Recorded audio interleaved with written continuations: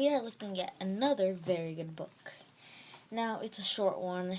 It's one that I got when I was still in elementary school, but I never really had time to read it until today. So, here's the report on it.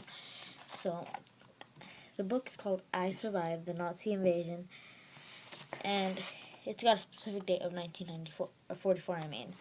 So, the book is really about a boy named Max and his sister Zena. Now, the thing about it is they're Jew. So, not like religion Jews, but like ethnic group kind of Jews. And so, technically, they're surviving the Nazi invasion, the entire war.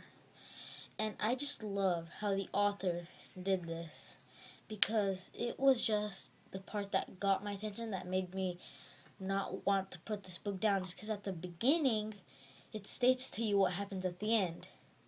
Like, the first chapter is all about what happens at the end, and the second chapter takes place like a certain time before. So practically it leaves you on a hanger, making you think, why did this happen? When is it going to happen? How did it happen? Those questions that just continuously go to your mind on why things happen. So I think that was a really good skill that the author took into this book. Another thing I really liked with this book, it was a mix of so many things. Like, it had emotion, yet some sort of action to it. It was just mixed in to where it would make the perfect connections to make it emotional, but at the same time action, to get the attention of people. And I think the author's purpose for this was mostly just for, showing the cruelty and the pain that the Jews had to go through during the Holocaust. And this book very much describes it, like detail per detail. It's what just made this book so great. What I think makes this book even crazier, like, to where, like I said, you don't want to put it down, is the kids, Max and Zena, they lose their father in the Nazi invasion, the Holocaust, all that. They lose their father to the Nazis, and so they're practically surviving inside of a ghetto. They're alone in the ghetto. They're practically living there and practically being starved because they can barely get any meals from what's there.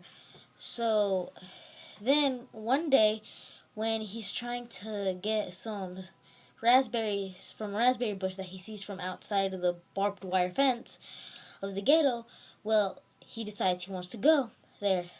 And when he picks a few berries, and he eats them, he likes them, but when he gets back on the other side of the fence to get back into the ghetto, a Nazi soldier's already there. And that's where the whole book just kind of sparks into a rising action. Because while the soldiers taking them, they begin to start fighting back to the soldier and eventually leave him there, and they escape to this barn.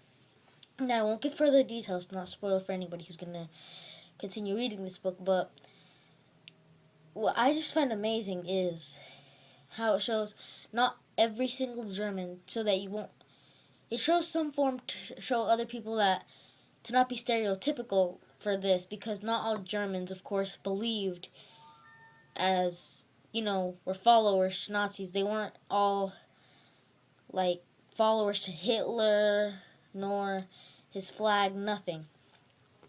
And I honestly think that made it good, because, of course, there are people out there that are stereotypical and, like, oh, well, all Germans were Nazi followers and all that.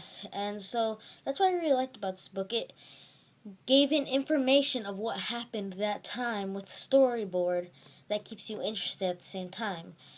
And I honestly would just, I don't know how to say it. It was just a great book, It's just something that's simple but explains everything in like a very deep detail that just grabs your attention so much. It's great. Things that come to mind, of course.